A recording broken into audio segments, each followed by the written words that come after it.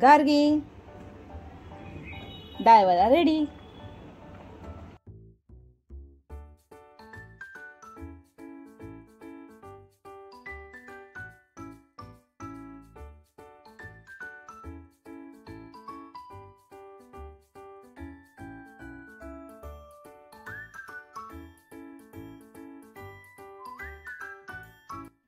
नमस्कार रसिकाज रेसिपी मराठीमध्ये तुमचं खूप खूप स्वागत आहे। आणि आज आपण बनवतोय डाळवडे। आहा खमंग आणि पावसाळा आणि असे गरम गरम डाळवडे म्हटले काय मस्त। पण त्यासाठी सर्वात पहिले आपल्याला घालावी लागणार आहे चणा डाळ भिजत। ती आपल्याला जवळजवळ 5 ते 6 तास भिजवायची। रेसिपी अगदी सोपी आहे, पटकन होणारी आहे आणि छानही लागते। तर याच्यासाठी मी चणा डाळ स्वच्छ धुवून घेतलेली आहे, व्यवस्थित भिजली गेलेली आहे। पूर्णपणे चणा डाळ एकाच वेळेस मिक्सरमध्ये होणार नाही म्हणून मी अर्धी अर्धी करून वाटून घेते।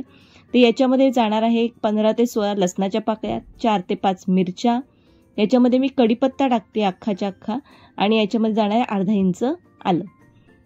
याच्यामध्ये जायचं आपल्याला भरपूर अशी कोथिंबीर धुवून घेतलेली आहे स्वच्छ आणि ती याच्यामध्ये ॲड करायची आणि याचं एक बारीक असं वाटण तयार करून घ्यायचंय। पण हे बारीक करत असताना याच्यामध्ये आपल्याला पाणी अजिबात टाकायचं नाहीये, पण अगदीच गरज पडली तर पोह्याचा आपला चमचा तो 1 ते 2 चमचे पाणी फक्त याच्यामध्ये टाकलं तर चालणार आहे, पण शक्यतो पाणी अवॉइड करा।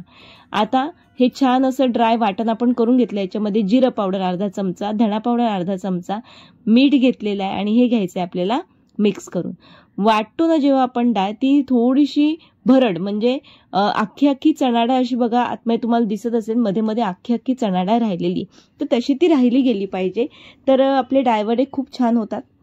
आता तुम्हाला जर थोडंसं असं नरम वाटलं तर याच्यामध्ये आपण भाकरीचं पीठ ॲड करू शकतो। तर माझंही थोडंसं 1 ते 2 चमचे पाणी टाकल्यानंतर एवढं नरम होते, तर शक्यतो पाणी न टाकताच आपल्याला बारीक करायचं आहे, पण डिपेंड आहे मिक्सरवरती। त्याच्यामुळे मग मी थोडंसं याच्यामध्ये भाकरीचं पीठ ॲड करते, थोडंसं खुसखुशीतपणा सुद्धा येईल त्याच्याने आणि छान।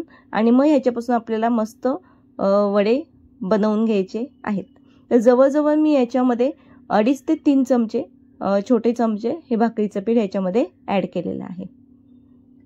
व्यवस्थित मिक्स करून घेऊया। आपलं बॅटर झालेलं आहे रेडी। आता आपल्याला छान गरम ह्याच्यामध्ये तेल तापत ठेवलेलं आहे मी एक साईडला आणि आपल्याला वडे करून घ्यायचेत। ते आता मी थोडेसे वडे करून हे अशा प्रकारे आपल्याला दाबून घ्यायचेत आणि छोटे छोटे घ्यायचे आणि पातळ खूप जाडसर असे नाही थापायचेत आपल्याला, पातळ थोडेसे असे मी बाकीचे वडे इथे करून घेते आणि एक साईडला मी तेलही तापत ठेवलेलं आहे। रेसिपी अगदी सोपी आहे आणि कांदा भजी काय आपण नेहमीच खातो, पण डाळ वडे आणि पावसाळा म्हटलं की वा छान, अगदी गरम गरम मस्त लागतात। चटणीसोबत खाऊ शकता, सॉससोबत सुद्धा खाऊ शकता। तेल मात्र अगदी खूप कडकडीत तापलेलं सुद्धा नकोय आणि अगदी खूप थंडही नकोय, ना तर वडे खाली तळाला चिटकून राहतील।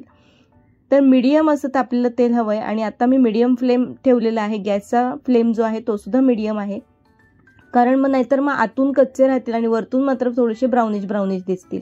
एकदा वडे तेलामध्ये टाकून झाले का 1, 2 ते 3 मिनिटं थांबून राहायचे, त्याला व्यवस्थित सेट होऊन द्यायचे आणि मगच त्याला आपल्याला पलटी करायची आहे। लगेच घाईघाईने आपण पलटी करायला नाही जायचं, कारण काय होईल की ते तुटतील, म्हणून मग थोडा वेळ थांबायचं आणि मग आपण याला हळूहळू पलटी करणार।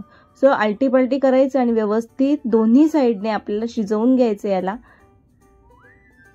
आणि एक ब्राउनिश कलर याला आला पाहिजे, अशा प्रकारे आपण शिजवून घेणार। मी शिजवून घेते। जर व्हिडिओ आवडली असेल तर पटकन चॅनलला सबस्क्राईब करून घ्या, शेअर करा, कमेंट करा की तुम्हाला ही रेसिपी कशी वाटली आणि नक्की करून बघा। अगदी सोपी पद्धत आहे बघा, कलर किती सुंदर आलेला आहे आणि टेस्टला सुद्धा तेवढेच खतरनाक आहेत, खूप छान लागतात। तर या पावसाळ्यामध्ये छान असं गरमागरम डाळ भजीचा आनंद घेऊया आपण। तर बाकीचे जे आहेत ते सुद्धा मी काढतेय आणि यालाही अशाच प्रकारे की लगेच हलवायचं नाही आपल्याला आणि मग ब्राउनिश झाले का आपल्याला काढून घ्यायचे। तर आता प्लेटिंग करून घेऊया आपण।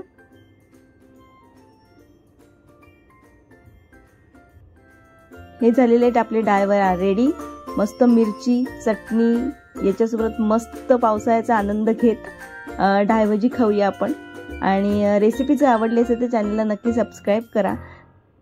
चला भेटूया नेक्स्ट व्हिडिओमध्ये।